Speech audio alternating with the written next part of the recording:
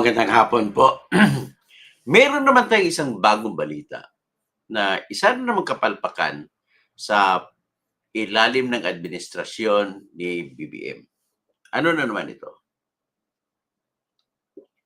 Akalain mo, yung mga tauhan nila sa Bureau of Immigration, sa tauhan ng mga taong inilagay ni BBM, ay sadyang pinatakas yung wanted na Koreano.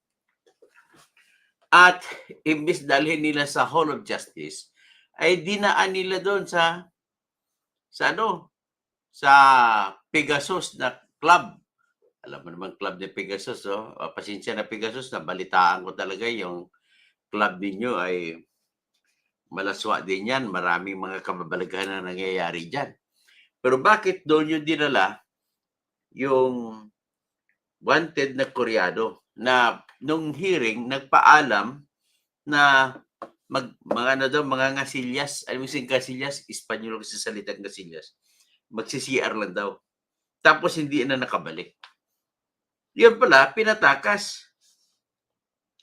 Nakakahiya, balahura talaga itong ating pamahalaan. Pagdating sa mga pera-pera, wala ka ng itulak kabigin, lahat po talaga ay magnanakaw. Lahat po talaga ay nakakaasar talaga. Tapos, lumalabas sa aking investigasyon na yung Koreano na yun, ang pangalan ni na Ikhyun, ay wanted po siya sa South Korea sa panluloko. So marami siyang swindling cases sa South Korea. Tapos, i-deport na nga sana sa South Korea yan. Ngayon, hindi ma-deport sapagkat po may kasong nakasampa laban sa kanya. Ang kasong nasampa laban sa kanya ay kunwari may niloko siya na nagbebenta ng alahas. Kung ako tarungin niyo po, ang kasong tawag doon ay case me, demanda me, para ang purpose ay para hindi siya ma-deport. Kasi sa batas po ng deportation, bago mo pauwiin sa ibang bansa yung alien na nandito sa Pilipinas, ay hindi siya pwede pauwiin kung mayroong kaso sa Pilipinas. Nagkaroon ng kaso, so hindi siya mapapabalik sa Korea. At kung ang kinatatakutan ng tao ito na maibalik sa South Korea, ay doon siya ikukulong sa South Korea. So ayaw niya mangyari yan. Kaya ang ginawa niya, nanguntak ng ibang tao na magsasampa ng kasong estapa laban din sa kanya dito sa Pilipinas para hindi siya maibalik sa South Korea. So ngayon, to make the matters worse, ay kinasangkapan pa ang mga ahente ng Bureau of Immigration na sa paghiring ng kaso na yon, na sinampang kaso, ay pagkatapos doon, mag-excuse sila na mag-CR siya, mga ngasilyas. So pag CR, sinamahan ng mga escort ng Bureau of Immigration, tapos hindi na nakabalik. Kinutulan na nakatakas daw. Paano makatakas sa loob ng CR? Ibig sabihin, gusto na palabasin na hindi na pumasok sa CR yung mga ahente. Ang problema ng ahente ay may nakuha po ng CCTV at halata talaga na pinatakas. Okay? So ito po yung ating ebidensya na kung paano siya pinatakas. Titingnan nyo na maigi. Ito, i-cut ko lang. So, ito pong ipapakita ko sa inyo ay yung CCTV na yung Koreano ay umakyat pumasok sa Pegasus na club dyan sa may Scout Chuatuco, kanto ng Quezon Avenue. At umakyat sila doon sa may Pegasus. So ito yon. At bakit of all the places, bakit sa Pegasus? Hindi ko maintindihan. Ano kaya meron? Kakotsaba ba nila ito sa Pegasus? Malamang kakotsaba nila. O ito yon. Okay. So, yan, makikita mo dyan. Yan yung, palabas yung mga ahente, tsaka Koreano. O, Sige, sige. Ano? what it, Ayun, binaba nila sa Sige, sige. Ano? Ayun, no? Di sila sa likod. Diyan sila binaba para hindi gano'ng halata. Ayun, binaba nila sa Sige, sige. Ano? Ayun, no? Di sila sa likod. Diyan sila binaba para hindi gano'ng halata. Ayun, binaba nila sa so, ladies and gentlemen, yan po ang likod ng Pegasus na club. Sa likod yan ng Pegasus. O di sa side ng Scout Chiwatoko Street. Sa kabila ng Scout Chiwatoko Street, yan yung mga parkingan ng St. Peter na chapels. Pagkatapos, mga kit dyan, ano nangyari? Di lumabas kunwari, ang mga ahente, lumabas na sila, wala, hindi nila kasama yung Koreano. Bagkos, iniwanan nila Koreano, pinakahuling bumaba, at may naghihintay na pala doon na van at doon siya sumasakay. So, ito na ngayon na nangyari dyan.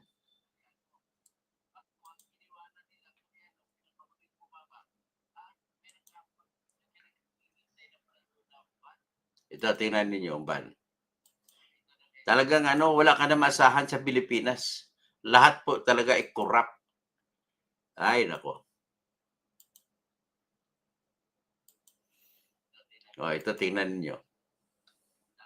Ipi-play ko, ha.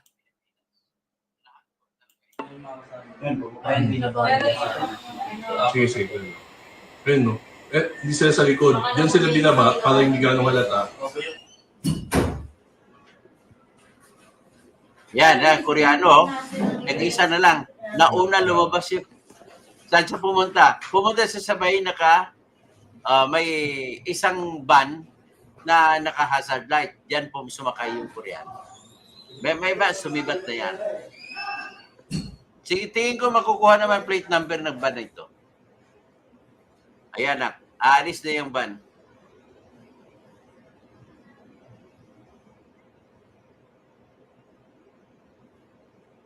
Ayan. Aalis na yung van.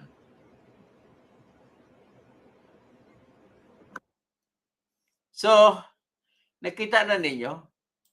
Nakita na ninyo kung gaano, anong ginawa ng mga ahente natin?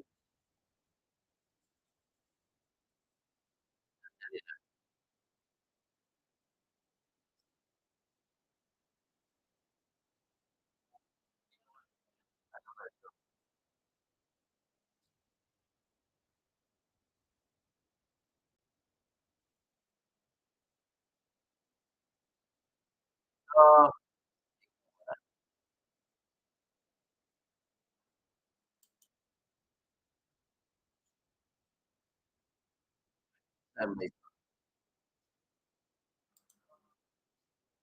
dala, may papatay lang ako na istorbo.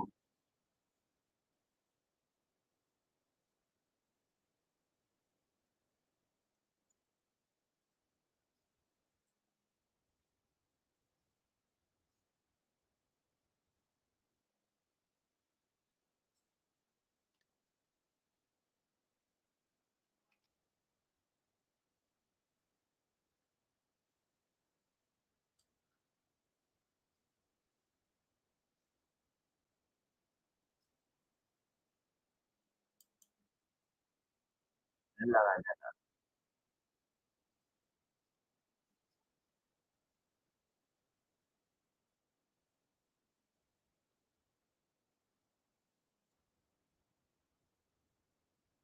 Dala lang.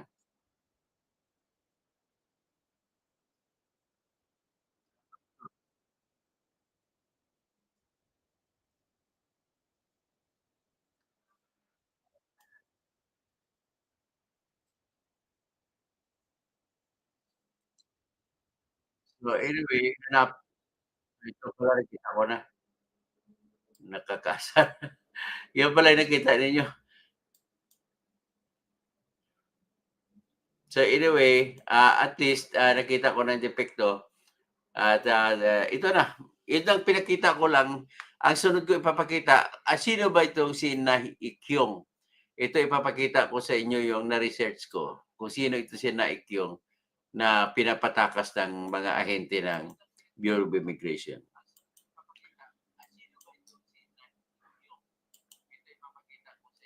Ito.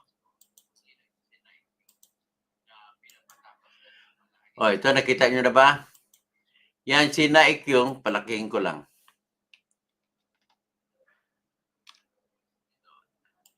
Si Naik yung ay inaristo noong March 5. At ang kaso niya sa South Korea ay siya ay money launderer. Ito ba yon? Chinese naman ito, hindi naman ito eh. Dali. So anyway, ang nag-gather ko na impormasyon dyan, ito na lang ipakita ko sa inyo. Yung isang source ng balita, nakuha ko. Ipa-play ko.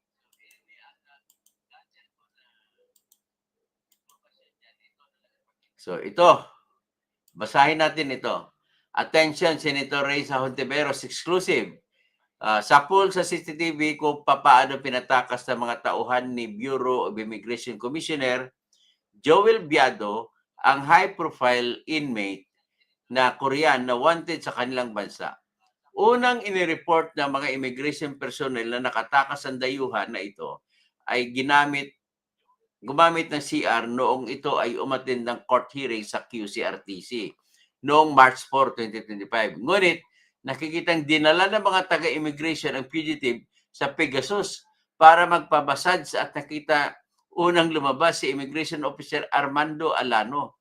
Kasunod ang Korean fugitive na si Na Ik-yun na tumakbong patawid sa kalsada habang naghintay ang getaway vehicle. So naman, ito siya, ulitin natin ha, pumasok sila sa Pegasus. Nagpamasahe pala. Hindi sila sa likod. Diyan sila binaba para hindi gano'ng halata. Alam mo na ang pamasahe dyan, may extra service din. Sige. Ayun, no? Hindi sila sa likod. Diyan sila binaba para hindi gano'ng halata. Next. So yan ang paglaya niya. Nakalabas na ito, nauna na yung mga ahente. Yan ang nauna ng ahente. Naglalakad ang ahente palabas. Ayan na ngayon si Naik yun. Tumatawag pa sa cellphone. Tumawid siya sa kalsada at sumakay siya sa naghihintay na van. Yan. Ganon po katindi. So ito naman po ngayon ang pinalabas na kalatas ng immigration. At ang pumirma nito ay si Jomar Barlaan. Sabi rito, on March 4, 2025, at approximately 12:48 hours, Team A security escorts, namely I.O. Armando Alano, I.O. Kimuel De Villa, and I.O. Alan Bilasio, departed the Bureau of Immigration detention cell to transport Ward Na Ik-yun, a Korean national, to the office of the city prosecutor in Quezon City for the preliminary investigation of the case. Docket number XB-03-INB-25A-00924 for Estafa. At 14:24 hours, kaya alas 2:24 ng hapon, the team reported their arrival at the OCP Quezon City and awaited the complainant Camille Faith D. Casilag at approximately 14:56 p.m. o di kaya las 2:56, Na Ik-yun's legal counsel, Attorney Cherry Ann Sea Valencia, arrived, but the complainant was still not present. While waiting, the subject guard signed his counter affidavit. At around 15:07 o di kaya alas 3:07 ng hapon, with the complainant still absent, hindi pa dumating ang complainant, the prosecutor decided to reset the arraignment. Hindi na sa arraignment yun, dapat hearing to March 11, March 2025. At approximately 15:30 p.m., the undersigned attempted to contact I.O. Alano for a status update but received no answer. So tinatawagan ng mga ahente, hindi na sumasagot. At around 3:45 p.m., the undersigned called again and I.O. Alano finally responded. He reported that Naikyun was unaccounted for after requesting permission to use the restroom. Upon receiving this information, the undersigned immediately reported the incident to the CIDG and the nearest police station to request assistance. A team from Bureau of Immigration was also dispatched to search for Naikyun. At around 16:59, o di kaya alas 4:59 ng hapon, the undersigned requested CCTV footage from the office of the City Prosecutor, Quezon City. At around 17:20, efforts to locate subject Naikyun are still being made. Respectfully submitted for your information. So, yan po ang nangyari. Patay tayo. Wala na. Makikita pa ba yon? Yun ang tanong dyan. Makikita pa ba yon? So, yan po ang ginawa ng ating mga ahente. So, what can we do here? This simply shows how bad the administration of BBM is. Hindi niya control mga tao niya. Pera dyan ang naggumagalaw. Pera ang gumagalaw dyan. Sabi ng mga ahente, bakit si BBM lang naman ang nakaw? Tayo, nakaw din tayo. Parang ganun ang kwento eh. Di ba? O yan, mag-bati lang tayo bago tayo umalis. Ricardo Aban, Nyeri, Susi Arguellas, imbestigahan dapat mga taga-BI, Kabunyog, Senator Toto. Gising kay Toto kasi ako naman sumulat nun. Jan Perez, kala ko si Duterte and pro-Chinese, pati pala si BBM. O, Kasyanong Probinsyano. Kasi yung Probinsyano, anong unit po ba, Doc Iday Toto Kausing ang nanghuli? Actually, mga unit ng Bureau of Immigration. Pero itong hindi nahuli, kundi yung pinatakas. Cesar Irarte, BI na naman, bad influence. Jan Perez, US statehood kaya. Raket, good evening, Dr. Toto. Etnad Reyes, gandang hapon sa po, Dr. Angel Toto. Cesar Irarte, BI na naman. Roda Saruda, walang nagawang matino si Bangag. Peke sa pamamamahala, puro kapalpakan, pagnanakaw, nakakatulog pa kaya ang taong ito? May konsensya pa kaya? Manhid. Romel Bingson, good afternoon po, Dr. Engineer Toto. Hanggat di magbabago ang justice system natin, patuloy lang sa korupsyon ang ating bansa. Dapat talagang jury system. Tama, jury system na dapat. Etnad Reyes, nakakalungkot ko ano pa kaya ang nagiging kinabulalasan ng bansa natin kung nagiging kung ang lahat na namumuno sa atin, lalo na yung nasa major position ng pamahalaan. Sanide, good evening po, Engineer Toto, at sa lahat. Janet Te, Imornibal, from La Union. Itadres, grabe na talaga yung nangyayari dito sa atin. Heavy na ito ng mga pusakal na mga foreigner.